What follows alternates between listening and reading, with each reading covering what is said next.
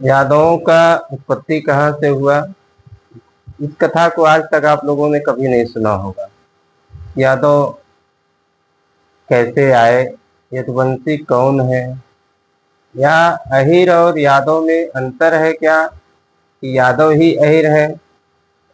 यह सब सारी घटनाएं जो वर्तमान में चल रही हैं, ब्राह्मण का विरोध है, यादवों का विरोध है, जो कि ऐसा था नहीं।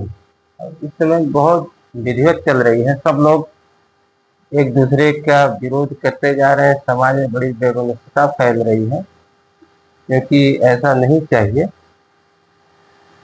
नियम यह है कि हमेशा इस समाज में सभी लोग एकजुट होकर के रहे हैं, और यह जो वैमनस्यता फैल रही है, यादव ब्राह्मण का विरोध कर रहा है, ब्राह्मण यादव का कर रहा है, इससे ठीक नहीं है, क्योंकि इसी समाज में रहना है, सबको रहना है, और एकजुट होकर के रहने से ही फायदा है। अब कभी कभी तो लगता है कि क्या वही यदुवंशी हैं ये लोग जो अपने को यादव कहते हैं, या कोई और यदुवंशी हैं। बहुत तरह से समाज में अनेक कथाएं चलती हैं, लेकिन श्रीमद् भागवत के 9वें स्कंध में चंद्रवंश का जो वर्णन दिया गया है, उस चंद्रवंश में बताया है सुखदेव महाराज की ब्रह्मा जी के जो पुत्र अत्रि हैं, अत्रि ऋषि के नेत्र से चंद्रमा का जन्म हुआ। चंद्रमा को औषधियों का, वनस्पतियों का और ब्राह्मणों का अधिपति बना दिया गया। एक बार संयोग ऐसा हुआ कि बृहस्पति की स्त्री थी तारा, तारा को देख करके चंद्रमा मोहित हो गया और उसने तारा का हरण कर लिया। तो जब बृहस्पति को पता चला चंद्रमा के कुकृत्य का, तो बृहस्पति ने इंद्राज से कह के और चंद्रमा का विरोध किया। चंद्रमा भी दैत्यराज शुक्राचार्य से मिल करके अन्य तमाम लोगों को संगठित करके बहुत भीषण संग्राम हुआ, और इस संग्राम में बहुत से लोग घायल हुए। तब जाकर के ब्रह्मा जी के पास अत्रि जी गए और उन्होंने प्रार्थना किया कि इस युद्ध को रुकवाइए। तो ब्रह्मा जी आए और चंद्रमा को बहुत डांट फटकार लगाए, युद्ध रुका, और बृहस्पति की पत्नी तारा को वापस करवाया। जब बृहस्पति देख रहे हैं कि पत्नी तारा जो है गर्भवती थी, उसी समय उन्होंने कहा कि यह किसका पुत्र है, तारा बता नहीं सकी। बृहस्पति को लगा ये तो एक निर्दोष है, इसका हरण करके चंद्रमा ने इसके साथ दुष्कर्म किया है, इसका तो कोई दोष नहीं है, इसको त्याग करना नहीं है। बृहस्पति ने कहा कि बता दे किसका पुत्र है, चंद्रमा का है कि मेरा है। तब जाकर के जो गर्भस्थ शिशु था जो है, उसको तारा ने अपने शरीर से अलग कर दिया। तो वह शिशु अब कहने लगा कि तू बता कि तू जो है मैं किसका पुत्र हूँ, मैं बृहस्पति का पुत्र हूँ कि चंद्रमा का। तब जाकर के तारा ने बताया कि तुम चंद्रमा के पुत्र हो। तो इस जो बालक हुआ उसका नाम बुद्ध रखा गया, क्योंकि बचपना से ही वह बहुत बुद्धिमान था। यह बुद्ध ईला के गर्भ से पुरुरुआ नामक एक पुत्र को जन्म दिया। अब देखिए वंश परंपरा कहाँ चल रही है, ब्रह्मा से अत्रि आए, अत्रि से चंद्रमा, चंद्रमा से बुद्ध, बुद्ध और ईला के गर्भ से पुरुरुआ उत्पन्न हुए। और पुरुरुआ जो राजा थे वह बहुत ही समय के बाद उनको कई पुत्र हुए, लेकिन जिनका उनका एक पुत्र जो था आयु से नहुष हुए, नहुष से ययाति हुए। ययाति पुरुरुआ की भी कथा है। पुरुरुआ भी उर्वशी के गर्भ से पुत्र उत्पन्न किए थे और 6 पुत्र उत्पन्न हुए थे। और पुरुरवा की कथा है कि उन्होंने अपने एक पुत्र से अपनी जवानी मांग ली थी। हजारों वर्ष तक जवान रह करके उर्वशी के साथ उन्होंने संबंध रखा था। उन्हीं का जो पुत्र आयु है, आयु से आगे वंश परंपरा बढ़ती है और नहुष होते हैं। नहुष से राजा ययाति होते हैं। ययाति के भी विषय में कथा है कि ययाति एक दिन विचरण करते हुए जा रहे थे जंगल में, तो एक विस्पर्वा नाम का दैत्य था जिसके गुरु थे शुक्राचार्य। विस्पर्वा की एक कन्या थी जिसका नाम था शर्मिष्ठा। शर्मिष्ठा और गुरुदेव के जो पुत्री थी देवयानी, ये दोनों सखी थी और दोनों जंगल में स्नान सरोवर में कर रही थी। उसी समय शर्मिष्ठा निकली और देवयानी का वस्त्र उसने पहन लिया। तो देवयानी बड़ी नाराज हुई और शर्मिष्ठा को बुरा भला कहने लगी। तो शर्मिष्ठा नाराज होकर के देवयानी को कपड़ा न वापस करके उसको कुएं में ढकेल दी, चली गई। गुरुपुत्री कुएं में गिर गई है। इधर राजा ययाति आए, उन्होंने कुएं में पानी प्यास लगी थी, कुएं में जल लेने के लिए जब झांका तो देखा देवयानी है। तो देवयानी को उन्होंने निकाल करके बाहर ले आए। देवयानी ने कहा कि हे राजन, मेरा हाथ आपने पकड़ा है, अतः मैं आपसे ही विवाह करूंगी। मैं ब्राह्मण की कन्या हूँ, शुक्राचार्य की, लेकिन मुझे श्राप है कि मैं किसी ब्राह्मण के लड़के का वरण नहीं कर सकती।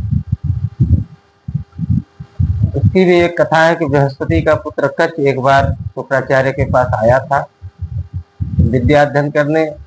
देवयानी ने उससे विवाह करना चाहा तो उसने कहा कि नहीं, मैं गुरुपुत्री हो, तुमसे विवाह नहीं कर सकता। तो देवयानी ने श्राप दे दिया था, तुम्हें पढ़ी हुई विद्या भूल जाए।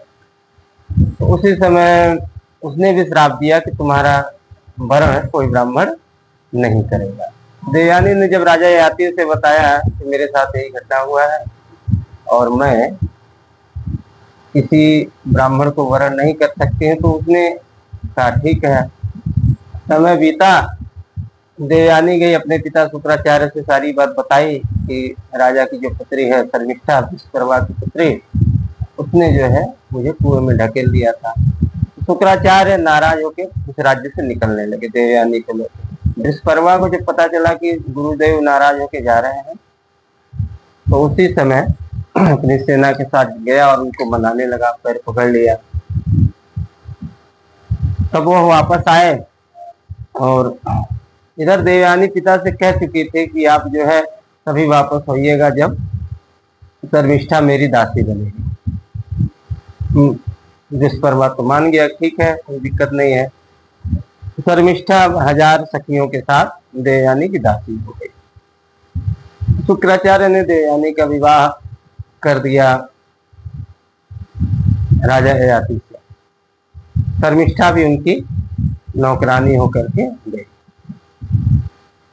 अब कुछ दिन बीता, 3 पुत्र देवयानी को भी हुए, 3 पुत्र शर्मिष्ठा को भी हुए। तो जब बाद में पता चला देवयानी को कि शर्मिष्ठा से भी राजा का संबंध है, बड़ी नाराज हुई, लेकिन बाद में शुक्राचार्य ने मनाया, मान गई। समय बीता, इसी राजा ययाति का जो एक पुत्र है जो देवयानी से पैदा हुआ था, यदु, यहीं से यदुवंश का प्रारंभ होता है। अब इस यदुवंश का प्रारंभ ही देखिए कैसे हुआ है।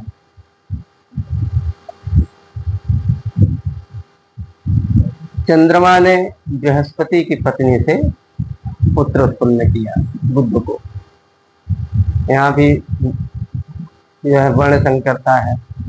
अब बुरा तो लगेगा यादव लोगों को, लेकिन सुने और सुन करके समझे, शास्त्र में ही लिखा है। क्योंकि अभी मैं 2-3 दिन हुआ एक यादव के संकल्प करा रहा था मैंने कहा कश्यप गोत्र, तो उसने कहा नहीं गुरुदेव, तो कश्यप नहीं, अत्रि गोत्र है मेरा। तब हमको संदेह हुआ कि भाई अत्रि गोत्र कहीं तो है नहीं। तो उसने कहा नहीं, हम लोगों का अत्रि गोत्र ही है। तो हमने उसको विधिवत जो है खंगाला। पहले बहुत पहले जब हम भागवत किया करते थे तो ये सब याद था हमको, हमने देखा। अब तो हम भागवत भी बंद कर दिए हैं, क्योंकि अब यादव जी लोग खुद भागवत करने लगे हैं, तो हम लोगों को तो बंद करना ही पड़ेगा। तो इसलिए जो है हमने देखा, अब अत्रि गोत्र में ठीक है, अगर यादव जी लोग का अत्रि गोत्र है, मान मान लिया जाए। अब उसमें चंद्रमा ने ब्राह्मण बृहस्पति की पत्नी से पुत्र उत्पन्न किया बुध को, वही हो गया वर्ण संकरता। और किसी भी जाति में जब वर्ण संकरता होगी वहां तो दिक्कत तो होगी, क्योंकि भगवान श्री कृष्ण खुद कहे हैं, अर्जुन ने पहले अध्याय में ही भगवान श्री कृष्ण से कहा है गीता के कि हे प्रभु, मैं इन लोगों को कैसे मारूं, ये जो हमारे बंधु बांधव मर जाएंगे, कुल की स्त्रियां दूषित हो जाएंगी। और कुल की स्त्रियां जब दूषित हो जाएंगी तो खानदान में वर्ण संकरता आ जाएगी, और वर्ण संकरता जब आएगा तो पितर भी जो है जल अंजलि नहीं ग्रहण करेंगे। यह संदेह तो अर्जुन ने खुद किया था कृष्ण से। लेकिन रही बात, चलिए कथा पे आ जाइए। अब वहां तो घटना घटी, लेकिन अब उनके वंश में जब आगे पुरुरुआ आ रहे हैं, बुध के पुत्र पुरुरुआ, चंद्रमा के पुत्र पुरुरुआ भी इंद्र की जो अप्सरा उर्वशी है, और श्रापवश पृथ्वी पर उसको आना था। मित्रा वरुण एक देवता से उन्होंने श्राप दे दिया था कि तुमको मनुष्य लोग हो जाना, श्राप बस आना था। पुरुरुआ देख के मोहित हो गए, विवाह की पुरुरुआ से। विवाह करने के साथ साथ उसने शर्त रखा था, 2 भेड़ उनको दिया था राजा पुरुरुआ को, कि जिस दिन मेरी भेड़ की रक्षा आप नहीं कर पाएंगे उस दिन छोड़ के चले जाऊंगी। और दूसरा शर्त उसने रखा था, विवाह तो की थी पुरुरुआ से, लेकिन शर्त था कि अगर आपको मैं नंगे देख जाऊंगी, बिना वस्त्र के देखूंगी तो भी चले जाऊंगी। बहुत दिन बीता, इंद्र ने कहा कि उर्वशी को वापस ले आओ, जब वहां नहीं दिखाई दी तो गंधर्व लोग आए और उसका भेड़ चुरा के जाने लगे। रात का समय था, राजा बिना वस्त्र के उर्वशी के साथ सहवास कर रहे थे। तो जब भेड़ चिल्लाने लगी तो उसने कहा कि कौन है, आप नामर्द की तरह सोए हैं और कोई मेरी भेड़ को चुरा ले जा रहा है।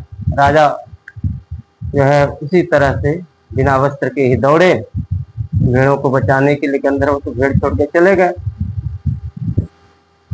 लेकिन उसी समय वह बिजली जैसे चमके, जिसमें जो है राजा को उर्वशी ने निर्वस्त्र देख लिया।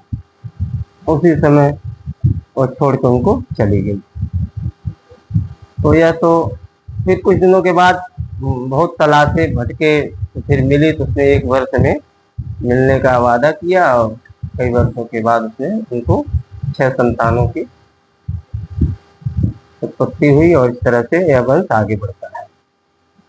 अब यदुवंश का प्रारंभ हुआ। यदुवंश में लगभग 29 राजा राज्य किए हैं, उनके अलग अलग नाम हैं। और उन 29 राजाओं के बाद यदुवंश में फिर जो है एक विदर्भ नाम के राजा होते हैं। विदर्भ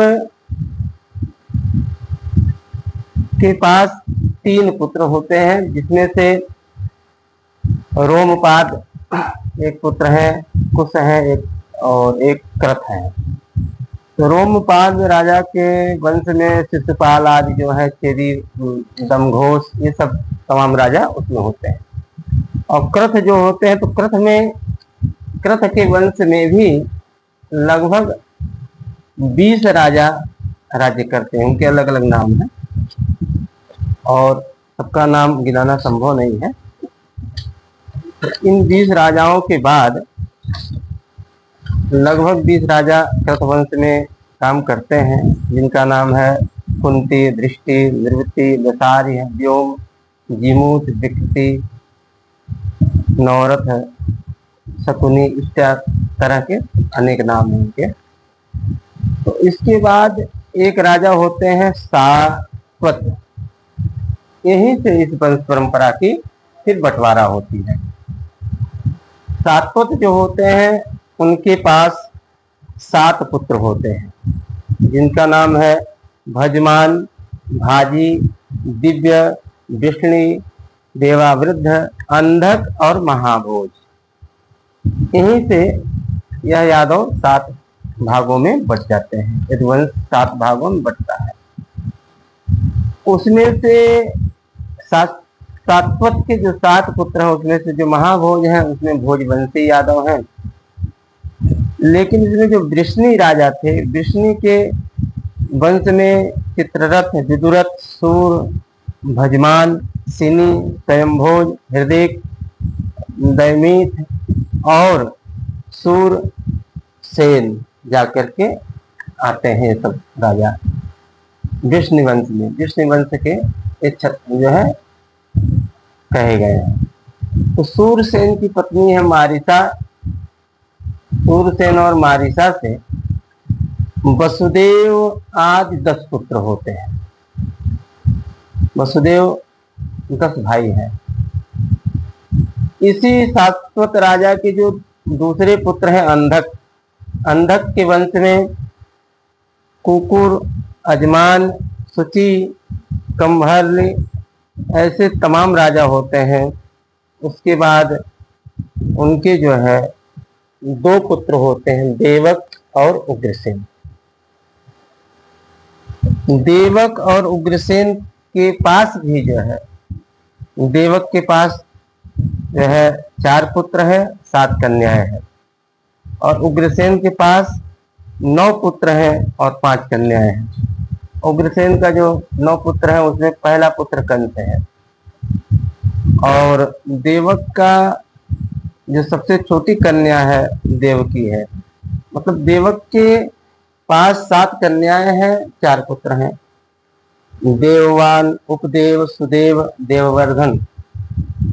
और ये जो उग्रसेन है इनके जो 9 पुत्र हैं कंस, सुनामा, न्योग्रोध, कंक, शंकु, सुहु, राष्ट्रपाल, सृष्टि और तुष्टिपाल। इसी तरह से कंस की 5 सगी बहनें हैं, कंसा, कंसवती, कंका, सुरभु, राष्ट्रपालिका। यह सभी जो है देवक की जो 7 कन्याएं हैं उनसे तो वसुदेव विवाह कर लेते हैं, लेकिन जो कंस की अन्य बहनें हैं उनसे वसुदेव के भाई आदि का विवाह होता है। इस प्रकार से वसुदेव के पास भी अनेक पत्नियां हैं। अनेक पत्नियों से हम बलराम जी ही हैं, तो बलराम जी के भी 8 भाई हैं, 9 भाई रोहिणी के गर्भ से हैं। कृष्ण के भी अनेक भाई हैं, सब भागवत महापुराण में बताया गया है। 9वें स्कंध में जो है चंद्रवंश को पढ़िएगा तब पता चल जाएगा। मतलब इन लोगों का जो वंश परंपराएं हैं यह यही है। यदुवंश ऐसे चला है, इस तरह से सभी आपस में बटे हैं। और इसी यदुवंश में ही इसी जो सात्वत राजा है इसी में से जो एक राजा है भजमान, उनके ही वंश परंपराओं में जाकर के वह सब महाभारत आदि के अन्य लोग जो है जो अन्य क्षत्रिय बताए गए हैं सभी लोग यहीं से गए हुए हैं। सबका वंश परंपरा एक ही में है, सब लोग एक ही में सारी चीजें हैं। अब इस प्रकार से इन लोगों का जो है इन्हीं चंद्रवंशी में कुरुवंश आता है। सारे वंश इसी में हो है। और इन लोगों का जो अब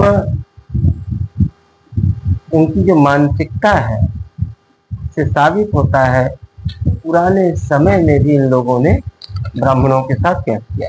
इसी भागवत ग्रंथ का ही जो है 10वें स्कंद का 4था अध्याय ले लीजिए, उसमें स्पष्ट वर्णन है 4थे अध्याय में कि मूलम ही विष्णुदेवानां यत्र धर्मः सनातनः तस्य च ब्रह्म गो विप्रस् तपो यज्ञाः सदक्षिणाः। जब भगवान श्री कृष्ण का जन्म हो जाता है और देवी आकाशवाणी करके चली जाती है, उस समय उसके सभी मंत्री एकजुट होते हैं और कंस सबसे बताता है उस भविष्यवाणी की बात की, यह मेरा शत्रु तो जन्म ले चुका है। तो कंस के मंत्री जो हैं बड़े दुष्ट हैं, वो सब बताते हैं, कहते हैं देखिए इसी यदुवंश का है वो भी, और उस समय की स्थिति, आज जो स्थिति है, आज के 5000 वर्ष पहले भी यही स्थिति थी जो स्थिति आज है बनी हुई। अब इसमें कहा जा रहा है कि मूलम ही विष्णु देवानाम, उसके मंत्री कह रहे हैं कि देवताओं का जो जड़ है, मूल है, वह भगवान विष्णु है। और विष्णु रहता कहाँ है? जहां सनातन धर्म है वहीं विष्णु रहता है। सनातन धर्म ही विष्णु की जड़ है। वेद, गौ, ब्राह्मण, तपस्या और वे यज्ञ जिनमें दक्षिणा दी जाती है, यह सब उसकी जड़ है। मतलब वेद, ब्राह्मण, गाय, तपस्या और यज्ञ, ये सब जो है, ये सब विष्णु के जड़ है, सनातन धर्म की जड़ है। उसके बाद क्या कह रहे हैं सब? तस्माद सर्वात्मना राजन ब्राह्मणान ब्रह्मवादिनः तपस्विनो यज्ञशीलान गाश्च हनुमो अवेधुना। कह रहे हैं कि हे कंस, हम लोग वेदवादी ब्राह्मण, तपस्वी, याज्ञिक और यज्ञ के लिए घी आदि हविष्य पदार्थ जो देने वाली गायें हैं, उनको जो है नाश कर डालेंगे। आगे क्या कह रहे हैं? विप्रागावश्च वेदाश्च तपः सत्यम दमः समः श्रद्धा दया तितिक्षा च कृतवश्च हरेस्तनुः। और क्या कह रहे हैं कि ब्राह्मण, देखिए इस श्लोक को आप लोग खोजिएगा, श्रीमद् भागवत महापुराण के 10वें स्कंध का 4थे अध्याय का 41वां श्लोक है। कह रहे हैं कि ब्राह्मण, गौ, वेद, तपस्या, सत्य, इंद्रिय दमन, मनोनिग्रह, श्रद्धा, दया, तितिक्षा और यज्ञ, यह विष्णु के शरीर है।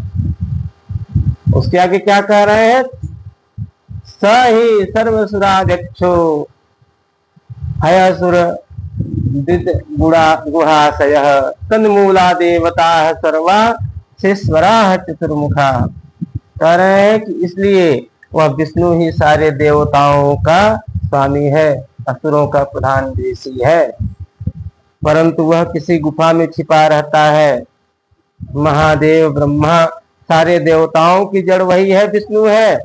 उसको मार डालने का उपाय यह है कि ऋषियों को, ब्राह्मणों को मार डाला जाए।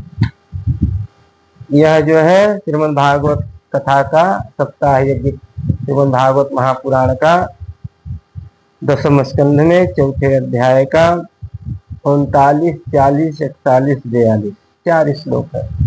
इसको आप लोग पढ़ लीजिए, पता चल जाएगा कि आज ही ब्राह्मण का विरोध नहीं था, बहुत पहले से ब्राह्मण का विरोध चल रहा है, सनातन धर्म का विरोध चल रहा है, विष्णु का विरोध चल रहा है, गाय का विरोध चल रहा है, वेद का विरोध चल रहा है, तब से चलता चला जा रहा है। नाश करने की बहुत प्रयास किए इन लोगों ने, क्या कर पाए? हुआ? नाश हुआ? नहीं होगा। ब्राह्मण मनुष्य थोड़ी ना है कि नाश कर डालोगे, ब्राह्मण देवता है, इसका नाश नहीं हो सकता है। ब्राह्मण कोई कौम थोड़ी ना है, कोई जाति थोड़ी ना है, स्वयं ब्रह्म है, वह का नाश होना मुश्किल है। कितना नाश करने वाले आते रहे, नाश करते रहे, कुछ हो पाया? चले गए, खत्म हो गए।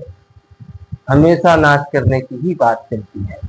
ब्राह्मणों का पतन, आजकल देखिए तमाम भीमटे हैं ना, दिन रात ब्राह्मणों का विरोध करते रहते हैं, भीम के चलते जितने हैं।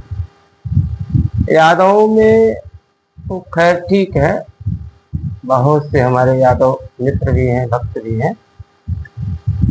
उसमें जो अहिर है वह ब्राह्मण का विरोध नहीं करे, जो ग्वालवंशी ब्राह्मण का विरोध नहीं करते, ब्राह्मणों के भक्त हैं, वेद के भक्त हैं, विष्णु के भक्त हैं, कृष्ण भक्त हैं, पूजा पाठ धर्म को मान्यता देते हैं, सनातन धर्म की मान्यता देते हैं, लेकिन उसमें जो वास्तव में वह सही में यदुवंशी हैं वो विरोध करते ही। अब आइए, यदुवंशी जब भगवान श्री कृष्ण को अपने धाम जाना हुआ तो उन्होंने देखा कि बड़े आतताई हो गए, बड़ा अत्याचार कर रहे हैं और इतने बड़े मात्रा में हो गए हैं कि इनका नाश जरूरी है। तब भगवान ने ब्राह्मणों के द्वारा श्राप दिलवाया। कथा आती है भागवत के ही अंतिम एकादश स्कंध में कि भगवान काल रूप में द्वारिका में विराज रहे थे। उद्धव आए, उद्धव से बताया कि तुम बद्रिकाश्रम चले जाओ, अब 7 दिन में द्वारिका डूब जाएगी। उद्धव ने उपदेश लिया भगवान श्री कृष्ण से। उद्धव गीता के नाम से प्रचलित है, बहुत अच्छा उपदेश है, कब पढ़िएगा बड़ा आनंद आता है, सारे ज्ञान उसमें भरे। उद्धव तो चले गए, लेकिन उसी समय प्रभास क्षेत्र में द्वारिका के समीप ही कुछ ब्राह्मण लोग, ऋषि लोग आके यज्ञ कर रहे थे। तो भगवान श्री कृष्ण का एक पुत्र था जाम्बवती नंदन, जिसका नाम था सांब। सांब साड़ी पहन लिया और अपने पेट में कुछ छुपा लिया, लोहे का सामान, ताला कुछ भी, साड़ी पहन लिया। और कुछ यदुवंशी लोग गए और ब्राह्मणों से कहे कि हे ब्रह्म देवता, यह जो स्त्री है यह क्या पैदा करेगी बताइए। ब्राह्मण तो जान ही गए कि ये सांब है, कृष्ण का पुत्र है और दुष्टता कर रहा है, हम लोगों का अपमान कर रहा है। उन्होंने कहा कि यह मूसल पैदा करेगी, जिससे तुम यदुवंशियों का नाश हो जाएगा। जब खोल करके देखे तो मूसल निकला लोहे का। उग्रसेन को आकर के बताए, भगवान श्री कृष्ण से लोग नहीं बताए, क्योंकि भगवान श्री कृष्ण तो ब्राह्मण भक्त थे, उनको बताते तो लोग नाराज होते हो या उपाय को, उनको बताना नहीं। तो काल की सब बातें थी। इन लोगों ने उसको कुटवा करके समुद्र में फेंकवा दिया। संयोग से 7 दिन के बाद सभी यदुवंशी, भगवान ने, श्री कृष्ण ने कहा कि चलिए सब लोग प्रभास क्षेत्र में स्नान करेंगे, दान पुण्य करेंगे। वहां पे गए, एक दूसरे से सभी लोग लड़कट करके मर गए।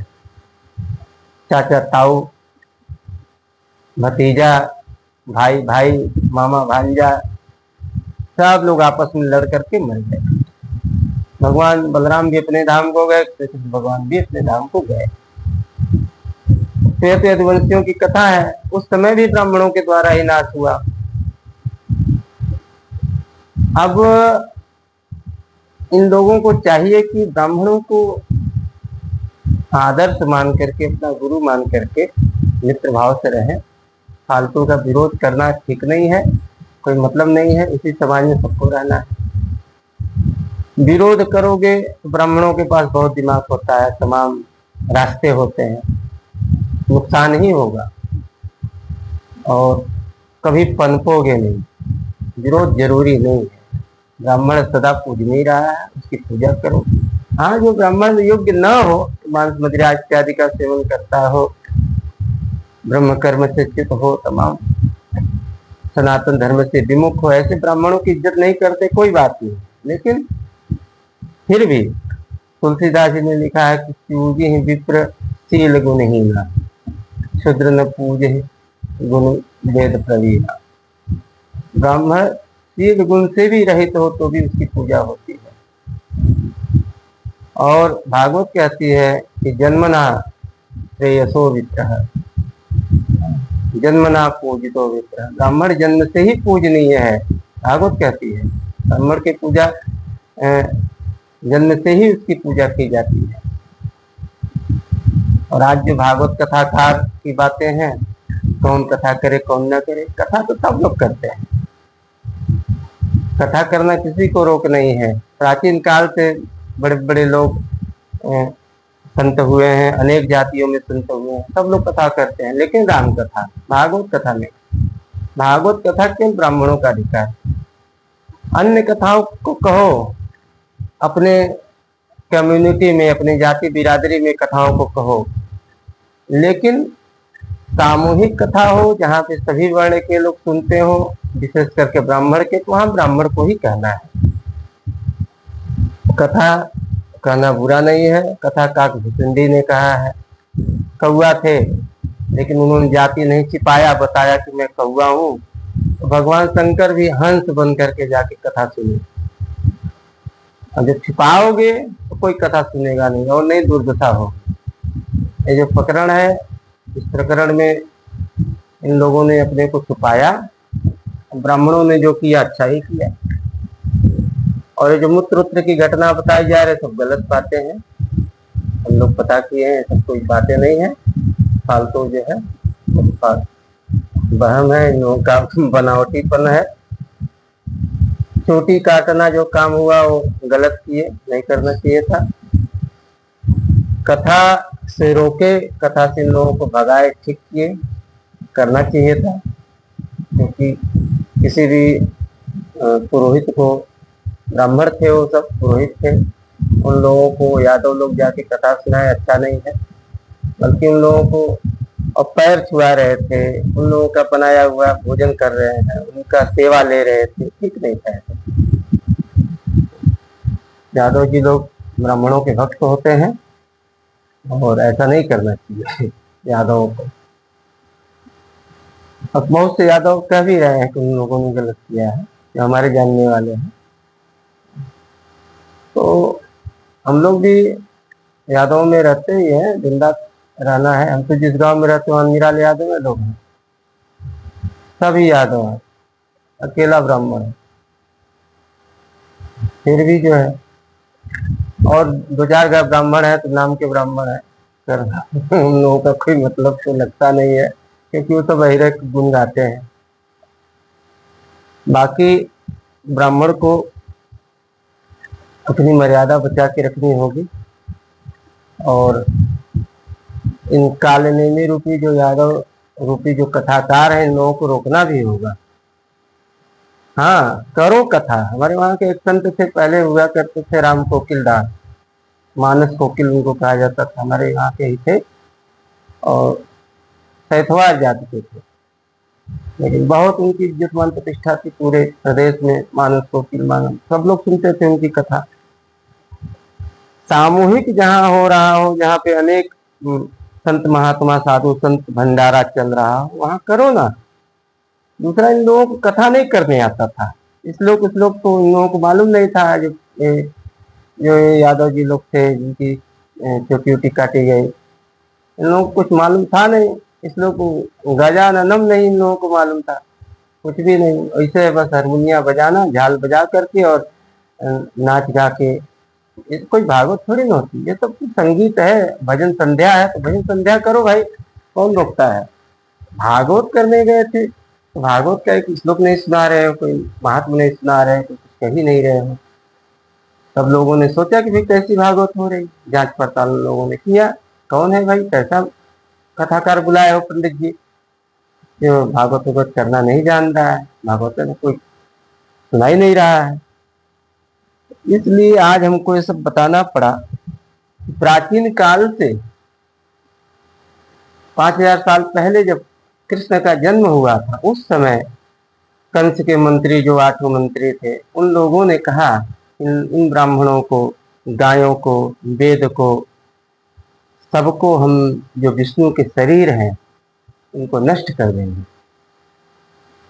उस समय भी था, लोग नष्ट करने का प्रयास किए बहुत। आप कथा आप लोग जान ही रहे हो, तमाम उपद्रव चला। लेकिन वही जब भगवान श्री कृष्ण हुए, एक बार राजा जनक के वहां जा रहे थे, उनके रथ में अत्रि, वशिष्ठ, कण्व, सुखदेव, अनेक ऋषि मुनि गए, व्यास। वहां पे राजा जनक उनका पैर धोए। एक ब्राह्मण वहां भगवान की भक्ति करता था, कृष्ण की भक्ति में लीन था, वो भी आया पैर धोने। भगवान ने रोक दिया था, तुम मेरा पैर नहीं धो सकते। उसने कहा, प्रभु मैं आपकी भक्ति करता हूँ और मुझे सेवा करने दीजिए। भगवान ने कहा कि तुम हमारे साथ ये ब्राह्मण लोग आए हैं, इनका पैर धो लो, इनसे आशीर्वाद लो, मेरा आशीर्वाद मिल जाएगा। स्पष्ट संदेह है। और इन यदुवंशियों को पढ़ना चाहिए भागवत, भागवत पढ़ के वहां पे देखना चाहिए। दसम स्कंद में भगवान श्री कृष्ण ने वहां पे संदेश, एक ही लाइन का संदेश है कि केवल ब्राह्मणों की पूजा कर लो, उनका चरण कमल धुल लो, मेरी पूजा हो जाएगी। उस ब्राह्मण ने ऐसा ही किया। भगवान हर जगह कहे हैं विप्र धेनु सुर संत हित लीन मनुज अवतार। भगवान श्री कृष्ण कभी ब्राह्मण का पुकार नहीं किए, यहाँ तक कि किसी भी ब्राह्मण का पूरे चरित्र में देखिए, किसी ब्राह्मण का उन्होंने कभी वध नहीं किया। जहाँ ब्राह्मण वध योग्य था वहां भी उन्होंने रोका। अश्वत्थामा द्रौपदी के 5 पुत्रों को मार दिया था, लेकिन भगवान ने वहां अश्वत्थामा का वध होने से रोका, नहीं हुआ उसका वध। अनेक ऐसा प्रकरण है जहाँ, जो कि अब देखिए जो कितने जितेंद्रिय ब्राह्मण थे, सुदामा जी, संतोषी जितेंद्रिय, इनको लोग दरिद्र कहते हैं। दरिद्र वो होता है जिसके पास संतोष न हो, और जो संतोषी है वो दरिद्र थोड़ी ना होगा। अगर दरिद्र होता तो पहले ही चला गया होता, मांग के ले आता कि दे दो हमको राजपाट, लेकिन नहीं गया। मिलने गया था, भगवान ने देखा कि यह तो कभी मांगता नहीं है, मेरी भक्ति करता है, दरिद्र होते हुए भी घर में अन्न नहीं है फिर भी कुछ नहीं मांगता है, इतना बड़ा संतोषी ब्राह्मण। उसके बदले स्वरूप उन्होंने जो है उनको बहुत कुछ दिया। जो तुम्हारे अगर तुम कहते हो कि हम कृष्णवंशी हैं, यदुवंशी हैं, अगर तुम लोग यही मान रहे हो तो हम भी मानने को तैयार है। भाई तुम यदुवंशी हो, ठीक है भाई, तो ब्राह्मण का सम्मान तो सीखो, ब्राह्मण का सम्मान तो करो। आपस में झगड़ा क्यों करना है, क्यों बवाल करना है, काहे एक दूसरे की शिकायत करते हैं। हम तुम्हारी न करो, तुम हमारी न करो, शांत भाव से रहो। और यह समाज एक दूसरे से ही चलता है। यहाँ पे हम लोग जो है वसुधैव कुटुंबकम की परिभाषा जानते हैं, एक दूसरे के प्रति प्रेम भाव सौहार्द की भाषा जानते हैं। ब्राह्मणों का मूल मंत्र है सर्वे भवन्तु सुखिनः सर्वे सन्तु निरामया सर्वे भद्राणि पश्यन्तु मा कश्चित् दुःखभाग् भवेत्।